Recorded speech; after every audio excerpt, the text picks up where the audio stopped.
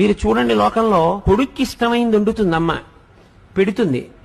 వాడు మళ్ళీ మారడగలేదనుకోండి, ఏం తెగులు, ఇంత కష్టపడి ఉండే ఎందుకు వేసుకోవు అందో.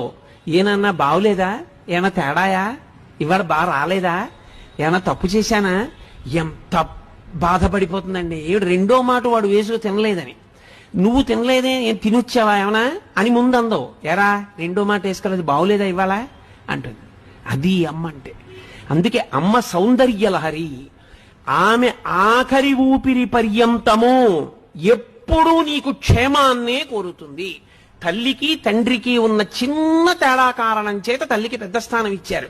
తండ్రి సమానుడు, నేను తక్కువ కాదని కానీ, తండ్రి పనికి మాలిన వాడని కానీ, తల్లితో సమానుడు కాదని కానీ నేను ఎక్కడా మాట్లాడటం లేదని మీరు గుర్తుపెట్టుకోవాల్సి ఉంటుంది. మీరు చూడండి, లోకంలో కొడుక్కి ఇష్టమైంది వండుతుంది అమ్మ, పెడుతుంది. వాడు మళ్ళీ మారడగలేదనుకోండి, ఏం తెగులు, ఇంత కష్టపడి ఉండే ఎందుకు వేసుకోవు అందో. ఏనన్నా బావులేదా, ఏమన్నా తేడాయా, ఇవాళ బాగా రాలేదా, ఏమన్నా తప్పు చేశానా, ఎంత బాధపడిపోతుందండి. రెండో మాట వాడు వేసుకు తినలేదని, నువ్వు తినలేదే, ఏం తినొచ్చావా ఏమన్నా అని ముందు అందో. ఎరా రెండో మాట వేసుకోలేదు, బావులేదా ఇవాళ అంటుంది. అది అమ్మ అంటే. అందుకే అమ్మ సౌందర్యలహరి.